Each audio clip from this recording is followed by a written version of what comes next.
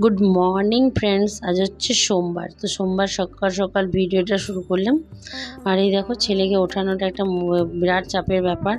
রাতে না অনেক রাত অবধি ঘুম আসে না, না ওর আসে না আমাদের কারোর আসে, জানি না কী কারণ, বাট ঘুম আসে না। তারপর সকালবেলায় উঠতে চায় না। তো শরীরটা ওর খুব একটা ভালো নেই। এই দেখছো নাক জাম হয়ে গেছে, তবু আমি ড্রপ দিয়েই শুয়েছিলাম।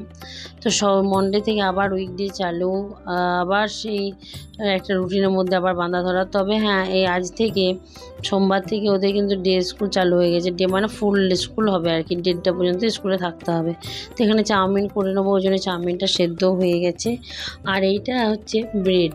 তো এই ব্রেডটা না আমি একটু চিনি আর আমুল দিয়ে প্রথমে 2 পিঠ সেঁকে নিই, একটু ঘি দিয়ে নিই, তারপরে চিনি আর আমুল দুধ দিয়ে এই দুটোকে এই স্যান্ডউইচ মতো বানিয়ে দিই। তো চিনি আর দুধের মানে বাঙালি মায়েদের স্যান্ডউইচ যেরকম হয় সেরকম।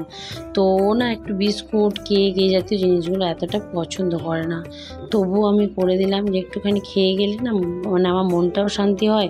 আর টিফিন হয় অনেক দেরিতে, 1:30 পর্যন্ত ওই একটা টিফিনের ওপর ভরসা, তো খুব খারাপ লাগে। তো ওই জন্যই করে দিলাম। কিন্তু খায় না জানো তো, কোনো দিন খায়, আবার কোনো দিন খেতে চায় না, যেদিন যেমন ওর ইচ্ছে হয়। তো বেশি করে দুধটা দিই তাতেও খেতে চায় না।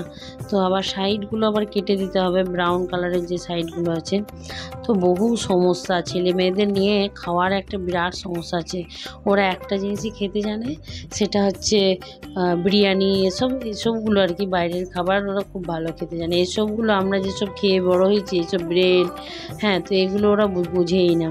তো চলো ওকে খাবারটা করে দিই। সকাল সকাল উঠে গেছি, উঠে দরজায় জল ঝাঁট দেওয়া হয়ে গেছে, তারপর ঠাকুরঘর করা হয়ে গেছে। তা ওগুলো ভিডিও করতে পারিনি, সব তো ভিডিও করা সম্ভব নয়। তো চলো রান্না বান্না করেই ওর টিফিনটা করে ওকে পাঠিয়ে দেবো, তারপর আমি রান্না বান্নার কাজে লাগবো। তো আজ হচ্ছে সোমবার, আমার ননদের অপারেশনও হবে জানো তো। তো ওর একটা প্রবলেম হয়েছে, সেই অপারেশনও আজ ভর্তি হবে, কাল হবে, মঙ্গলবার দিন অপারেশন হবে।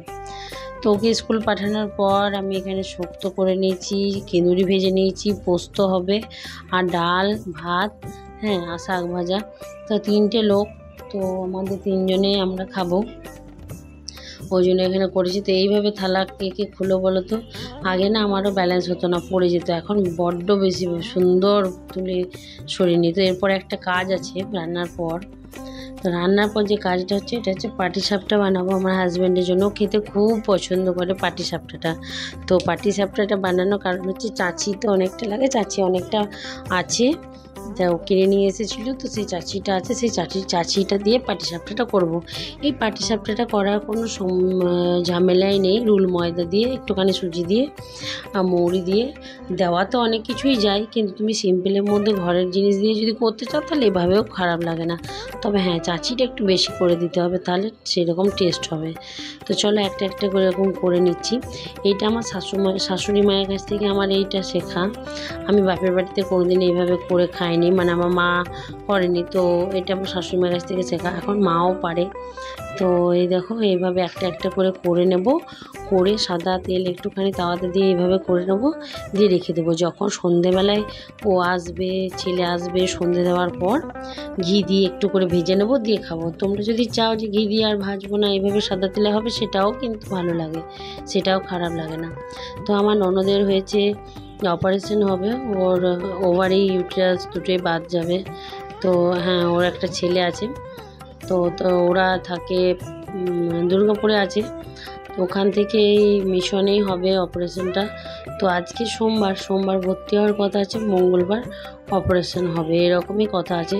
তো আমি দুপুরবেলাতে ভাবলাম কি, যে তাহলে দুপুরবেলাতে এগুলো করে নিলে, সময় রয়েছে যখন রান্নাবান্নার পর এগুলো দুপুরবেলায় করে নিলে সন্ধেবেলায় খুব তাড়াহুড়ো হবে, কেননা সন্ধে দিতে হবে, অনেকক্ষণ টাইমের ব্যাপার।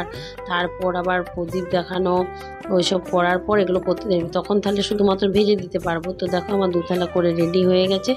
তো আজকের দিনটা এভাবেই কাটলো। তারপর সারাদিন কি করছি না করছি তোমাদের সঙ্গে আবার পরের দিনে এটা শেয়ার করব।